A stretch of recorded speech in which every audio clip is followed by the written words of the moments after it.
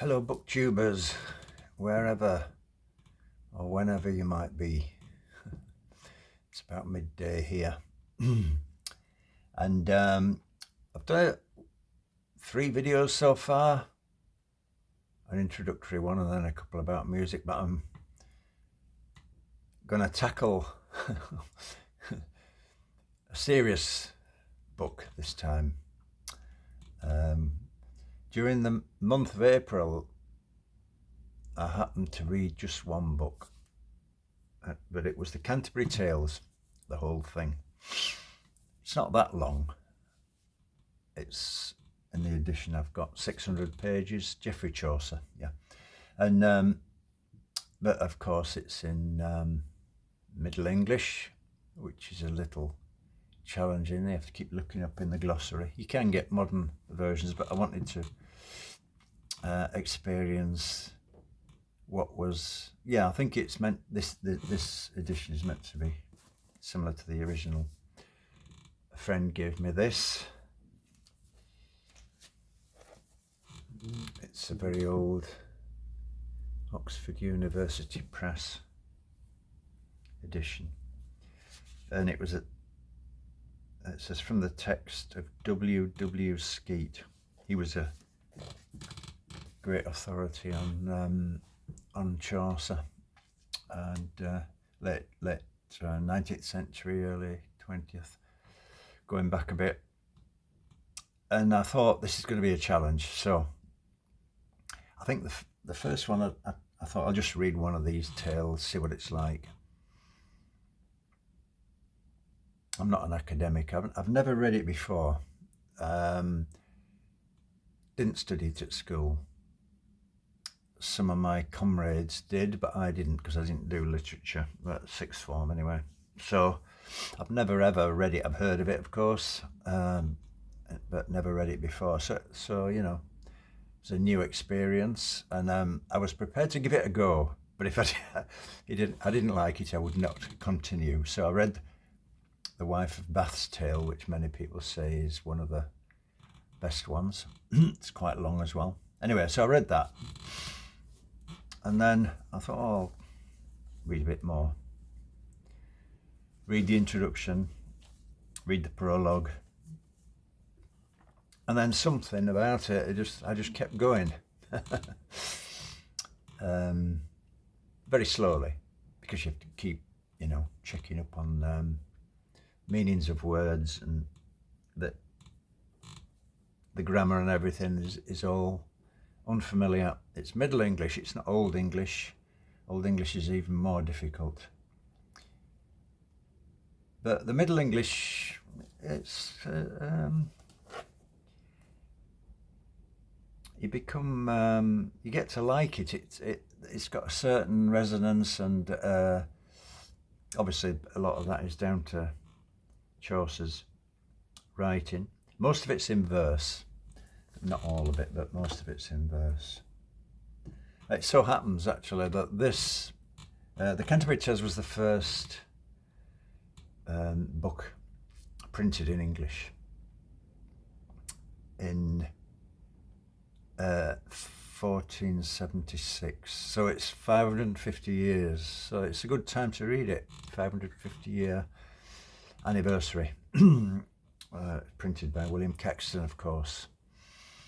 But the actual writing is supposed to have written it between 1386 and 1389.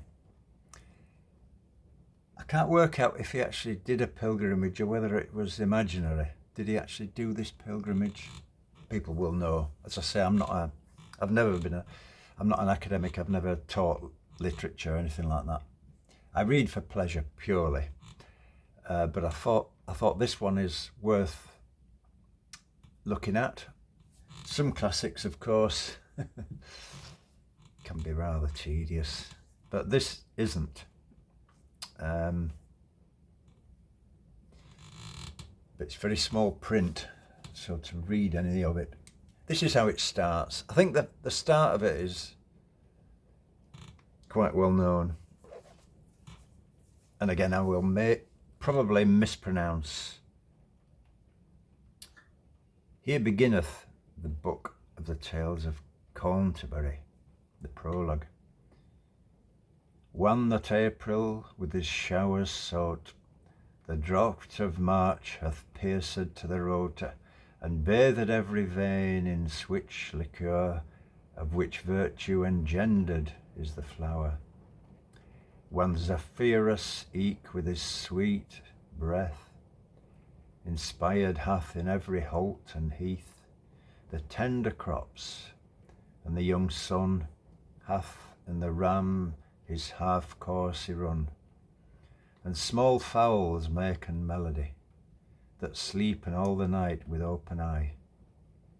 So pricketh them nature in her courages, than longen folk to go on pilgrimages, and palmers for to seek on strange strands, to fern halwas, couth in sundry lands, and specially from every shire's end of England to Canterbury they wend, the holy blissful martyr for to seek, that him hath holpen when that they were seek. I dare say my pronunciation's not quite right, but I think when you read it out, the meanings become a bit clearer. Seek is sick, and the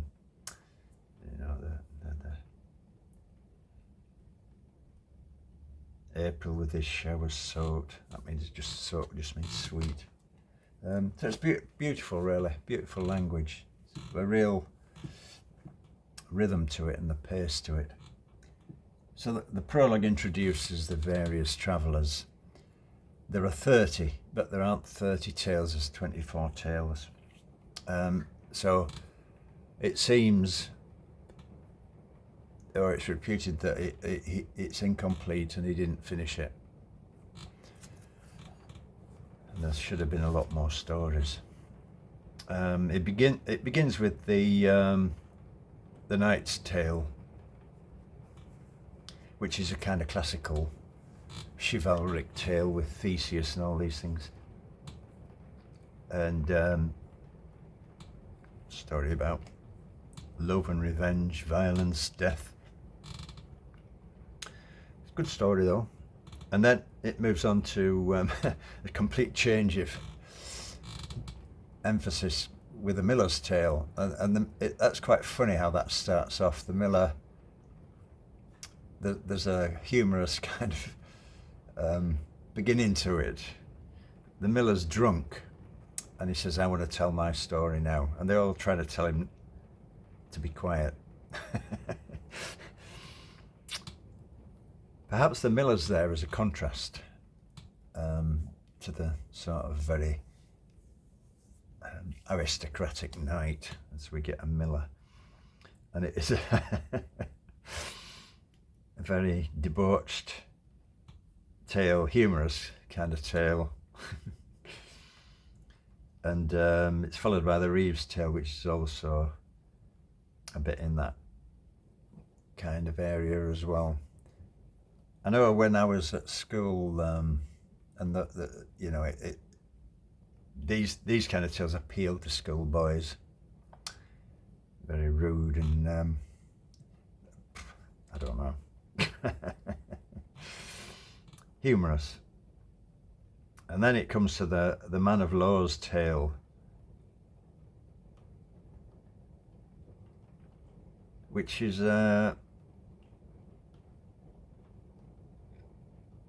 quite a long one. It's quite a lot. It's quite interesting because it brings up something that I found unusual in this, how wide-ranging it is in terms of foreign countries and so on. It talks about, it takes place in Surrey. It says Surrey, S-U-R-R-I-E, but it's Syria. It's not Surrey. Not Surrey in England anyway. But then Chaucer himself was widely travelled. He was a courtier, wasn't a diplomat. And it's a very strange story, I suppose. A husband testing his wife's faithfulness in really extreme ways. It comes right in the end, but it's a little bit over the top in terms of these tests. Custons, she's called. And next at the Prioress's Tale. This is interesting because this, again, many people would probably find this offensive now. It's about a child murdered by Jews. But it was an existing story, a story of Hugh of Lincoln. It's not. There's a Saint Hugh of Lincoln, but it's not that. There's a little Sir Hugh of Lincoln. It became a ballad, child ballad number 155 in Child's Collection. It was popular at the time. A little boy's playing in the street with a ball, and the ball accidentally goes into a Jewish area, and this woman comes out, Jewish woman, and says, "Come in and get your ball," and he's frightened and he doesn't want to go in, but eventually he does, and they murder him and throw him down a well. The murder did happen, but it wasn't the Jews who did it, but it was used as a way of persecuting them. So, I mean, the ballad Sir Hugh of Lincoln, Bertrand Harris Bronson collected 60-odd versions of that. It was quite popular. It was even sung until quite recently, but to me that that ballad would be unsingable, really. I couldn't sing that. Then it goes on to the Tale of Meliboeus, which is in prose. Most of it's in rhyme, but the Tale of Meliboeus is like a debate. It's like a legal argument. It's Meliboeus, a strange name. His wife is called Prudence, and he's debating with her about violence. She proves to be the wiser of the two. He's arguing about what he should do about a certain offence that has been. Oh, somebody breaks into his house. That's right, and I think they do something.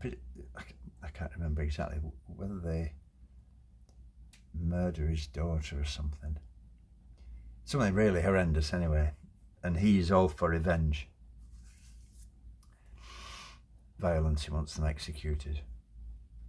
But he debates with his wife, and she comes up with all kinds of argument. And it's quite a learned debate where they quote from Tullius and Solomon, and that kind of thing. So again, it's quite interesting. There's a lot of religion in this, and I suppose society at that time consisted of lots of different religious orders and so on. So there's a monk's tale, which is just the Bible story of Balthazar and Nebuchadnezzar. So, and then there's the nun's priest's tale. A lot of these are religious figures, the pardoner, summoner, friar, those kind of things. I think, one of the interesting things about it is it gives us a good overview of what society was like in the 14th century, because religion had become a very strong feature of society. And Chaucer has various views of all this. He's very critical of a lot of these figures in the stories. They're mocked and derided. Well, more than mocked, they're regarded as frauds, especially people like the pardoner,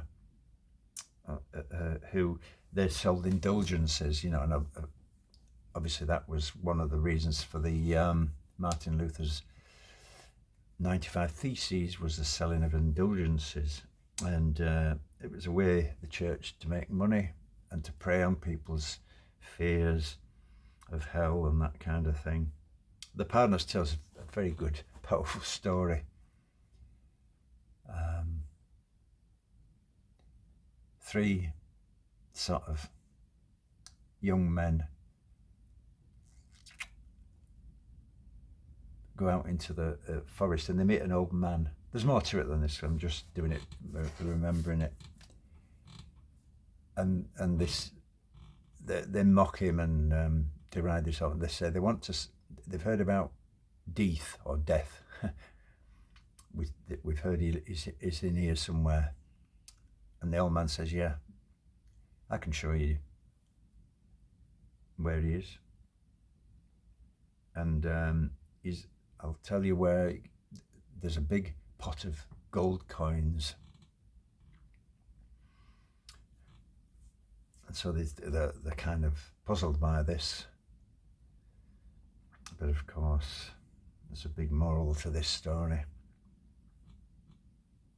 It's a powerful story, actually. Wife of Bath's Tale.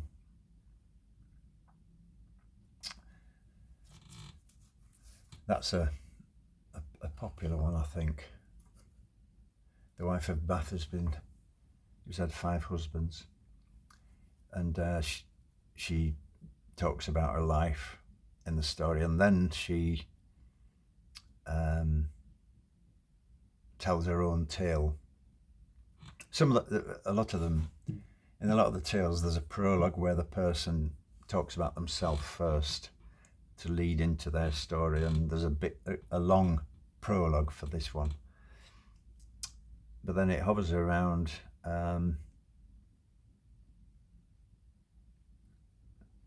women, really, and what women in society, and it boils down to a question. There's a kind of sinister night. He's raped a woman, and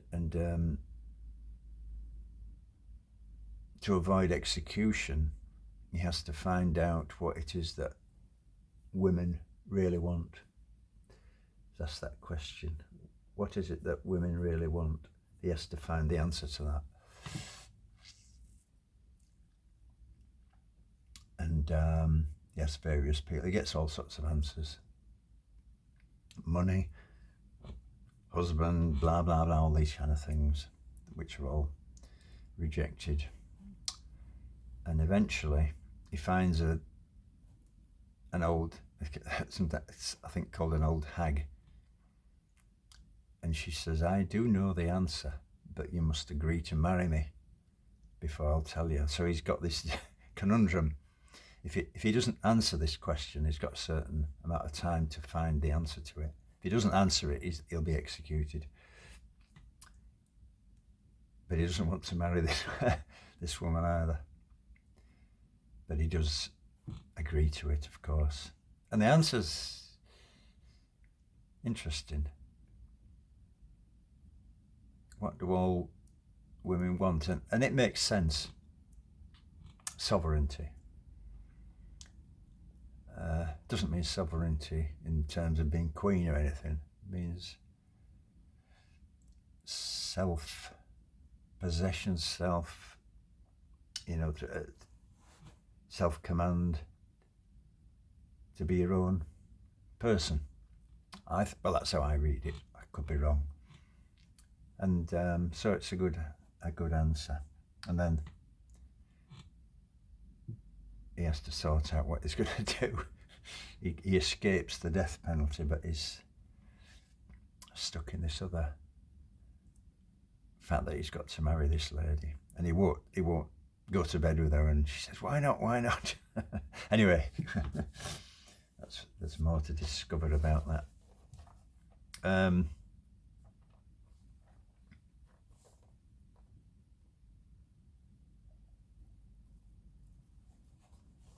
just going to read something else out. As I say, one of the features of it is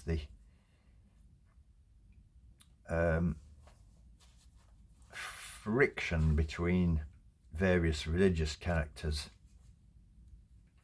The friar. A friar was a religious man who was licensed to preach. I think that's the difference between a friar and a priest. So they wandered around. But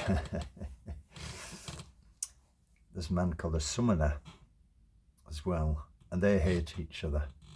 A summoner was somebody who had a kind of legal power to summon people to appear before legal court if they'd offended the church in some way. This is just how the summoner, the friar has told his tale, and now the summoner, and of course the friar's tale is all heaping abuse on the summoner and mocking him. So the summoner is eager to make a response. This summoner in his stirrups high stood. Upon this friar his heart was so wood, that like an aspen leaf he quook for ire. That means he shook with anger. Lordings, quod he, but o thing I desire, I you beseek that of your courtesy, sin ye han heard this false friar lie, as suffereth me I may my tale tell. This friar hosteth that he knoweth hell, and God it wot that it is little wonder friars and fiends being but light asunder. For pardie, ye han oft time heard tell, how that a friar ravished was to hell, in spirit once by a vision, and as an angel laid him up and down, to showen him the pains that there were in all the place, saw he not a friar. Of other folk he saw enough in woe. Unto this angel spake the friar though, now sir, quod he, han friars such a grace that none of 'em shall come to this place? Yes, quod this angel, many a million, and unto Satanas he led him down. Satan. And now hath Satanas, saith he, a tail broader than of a carrick is the sail. Hold up thy tail, thou Satanas, quod he, showeth forth thine arse, that means arse of course, and let the friar see, where is the nest of friars in this place, and ere that half a furlong way of space.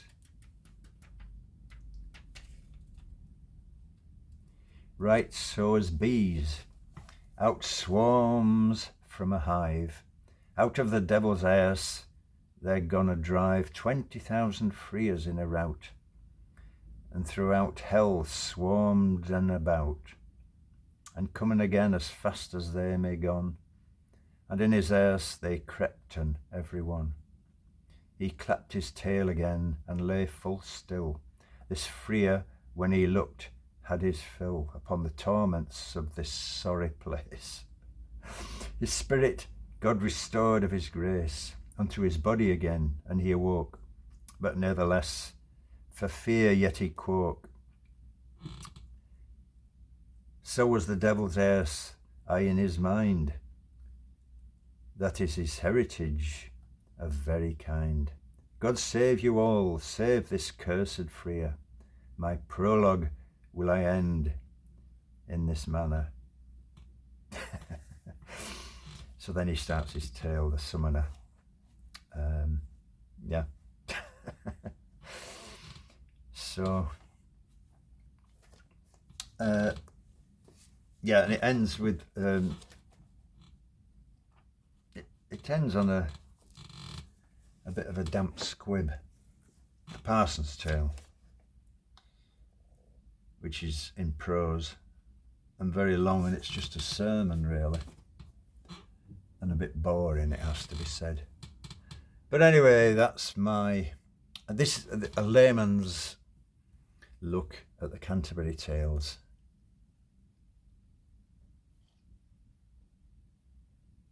Worth reading. It's great. And once you get into the rhythm of it, obviously you have to keep looking words up, but you get to learn them and you don't need to keep looking them up. The word eek crops up a lot. It means also. And I just thought of it, it's like, you know, it's like, yeah, it's like this, it's like, was that something they said in the same sort of way in those days? And how English has developed since those days is fascinating.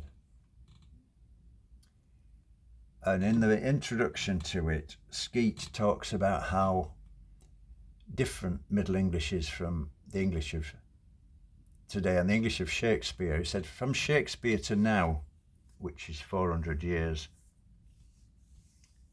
it's changed, but it hasn't changed that much. So you have to keep looking everything up all the time. But between Chaucer and Shakespeare, it changed a huge amount. It's almost different languages. And he says it's because there was no literary tradition really, or not much until Tudor times, between the 14th century. You know, when you think about it, Chaucer must have been a very learned man, but everything he read would have been handwritten manuscripts. There was no printing until William Caxton in the 1460s, was it? So people couldn't get hold of reading matter, and the language. We don't have any steps to see it developing between Chaucer and well the Tudors anyway, you know, the 16th century. So it's a long gap, and of course it did develop in that time. So it's an interesting point how it's pronounced. I'm sure I pronounced it wrongly. There's scholars who will know how you pronounced it, but we don't know. Shakespeare pronounced things differently, didn't he?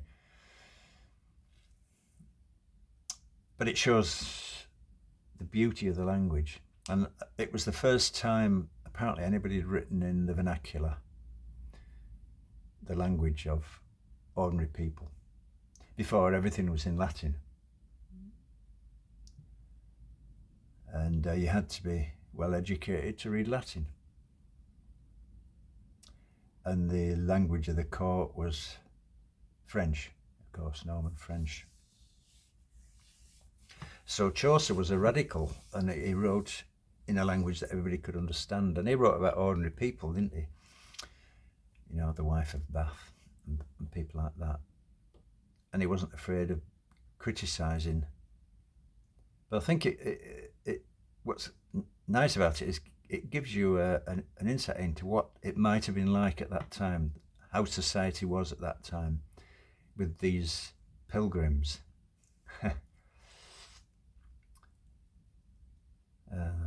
The prominence of religion in those days, the sea of faith, and whether that was a good or a bad thing is debatable. Henry VIII thought it was a bad thing, didn't he? But you can see Henry VIII's point almost. And Thomas Cromwell, all this corruption. There was a lot of corruption amongst the church and the church authorities.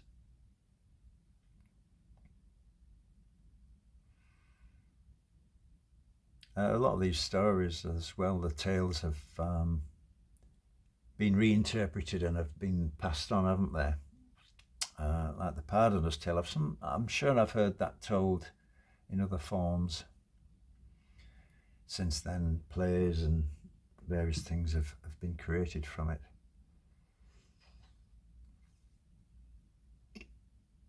And Chaucer himself must have been quite an impressive character, because he didn't just write the Canterbury Tales, he wrote lots of other things as well.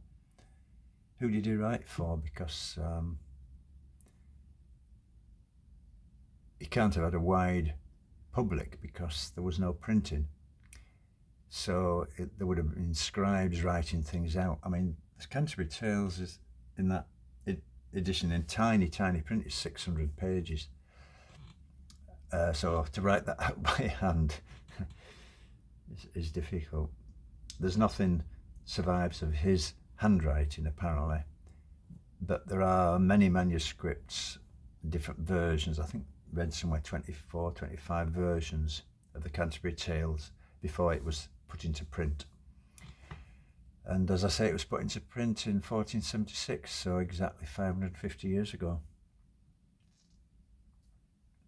Anyway, that's my attempt to be serious and read a classic. But I enjoyed it. I don't always enjoy these monumental epics, but I did enjoy this. As somebody said of Ulysses, I wouldn't want it to be any longer. But it was very enjoyable read, and I only read for enjoyment, entertainment. I don't read to try and better myself or say I'm well read. I don't care. I don't need to do that. I just read for the enjoyment of doing it. And being English and looking at the English language in its development like that is fascinating. So I can't think of anything else to say about that. Yeah. So bye for now.